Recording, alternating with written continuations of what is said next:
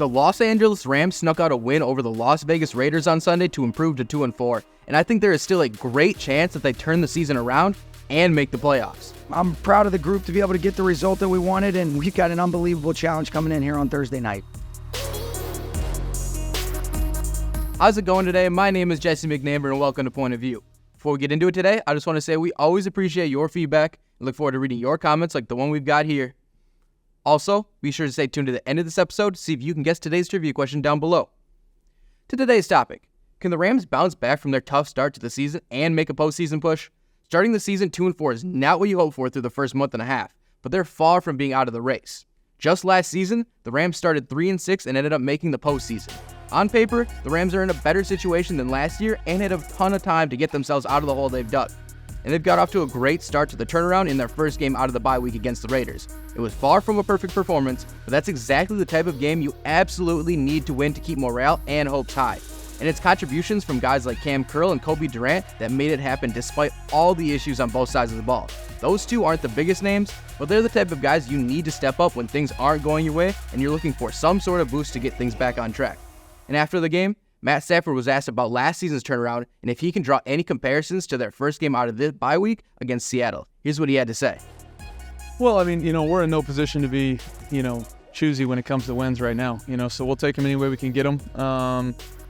It was a grimy, gritty one today. Our defense played great. Guys up front did a nice job, ran the ball, obviously efficiently and effectively down there in the red zone, which is great. It's too early to tell. I think we got to look at what we did well in this game, continue to do that, find the areas where we can improve and do it in a heartbeat because we'll be back out here on Thursday. You can hear the urgency from Stafford. He knows the season isn't over, but it can be quickly if they don't continue to push through their problems. Injuries have definitely played a part, that's for sure, but they can be much better in many areas, which I think is a reason to believe in the comeback. But it's got to start with the head coach, Sean McVay, getting the right guys in the right positions to help the team. Like, where was Blake Corum all day? I realize he hasn't done a ton to force himself into the rotation, but he's a third-round pick that has shown a lot of potential like he did against Green Bay when he averaged 5 yards per carry on just 5 touches. He got just 3 carries against the Raiders, which just can't help his confidence as he navigates through his rookie season. And what's up with the third-down offense? The Rams were 2 for 10 on third-down conversion Sunday against a defense without their star D-tackle and Christian Wilkins. The offense is bailed out by the defense this time, but that's unlikely to keep up. And that's just a couple of the problems I see with the Rams right now. And I know there's a whole lot more that the true diehards are seeing that I might not, so let us know about it on X. But even so, the Rams have only lost 1 game by more than 1 score, and that was week 2. Hopefully they're past 30-point blowouts because things are starting to look up, starting with the return of Cooper Kupp tonight. He's missed the last 4 games due to an ankle injury he suffered in the week 2 blowout loss and should provide the boost that Matthew Stafford desperately needs. Right now, the Rams are dead last in the NFL in passing touchdowns with 3. Kupp alone could completely change the outcome of some of these games. And the defense isn't without their fair share of injuries as well, such as Tre'Davious White and Jonah Williams. But that unit has seemingly figured some things out despite who they're missing, and that's got McVay really excited for what's to come. Here's what the head coach had to say Sunday when asked how the defense has been able to create so many big plays.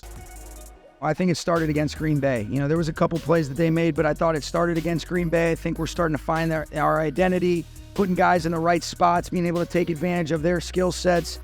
We got healthier where you get some healthier bodies back on the back end. And so, we've scored 2 touchdowns in the last 2 games. We've forced some turnovers, been able to really apply a lot of pressure. I'm really pleased with the trajectory of where our defense is going right now.